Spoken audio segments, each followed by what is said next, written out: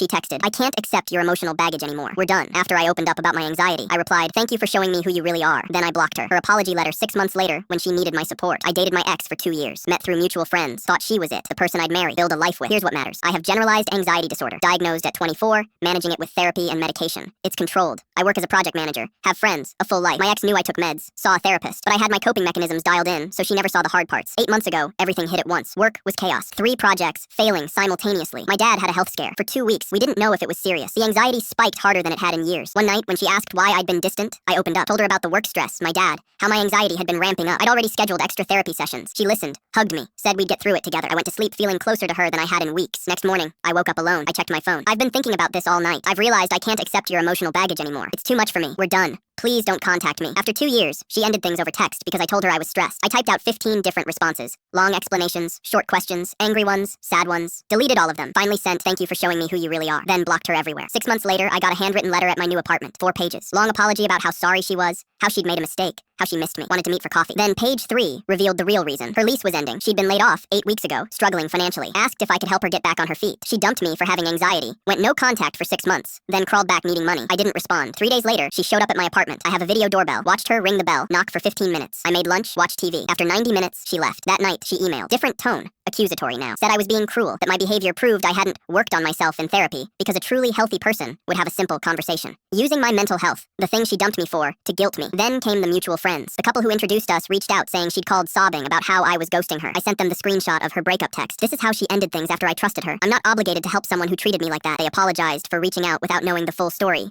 Then her mother called, left a voicemail saying her daughter made a mistake, and, as someone who understands mental health struggles, you should have compassion for what she's going through. I finally responded. 1 email. I'm not interested in reconnecting or providing financial assistance. Please stop contacting me. 48 hours later, she sent another email accusing me of emotional abuse, claiming I'd manipulated her, and demanding $3,000. The least you can do is help me financially after everything you put me through. 3 days later, she showed up at my job, told the receptionist it was an emergency. When told to leave, she refused. Started crying loudly in the lobby about how I'd ruined her life. Security escorted her out. That night, I called her. She answered immediately. "Oh my God, you called. I knew." "Stop. You showed up at my workplace. This stops now. I just need help. I lost my job, my apartment. That's not my problem. But you're the only person I can ask. Everyone else already said no." There it was. I wasn't her first choice. I was the last option after everyone else turned her down. You called my mental health emotional baggage and dumped me over text. Now you're only reaching out because you need money. Silence. Then, so you're not going to help me? After 2 years? After what exactly? What did you do that obligates me to rescue you financially? No answer. Don't contact me again. Don't show up at my job. Don't send your family. 2 days later, Venmo request for $3,000. Memo. You know what this is for. I declined and blocked her. Then she called my parents. Told my mom she was trying to reach me about an emergency. Asked if mom could help him see reason. My mom said, "If my son doesn't want to talk to you, I'm sure he has good reasons. Goodbye." When mom called me, I gave her the full story. She was quiet, then said, "That girl made a terrible choice when she had you. Now she's living with the consequences. But that's not your cross to bear." After that, the calls stopped.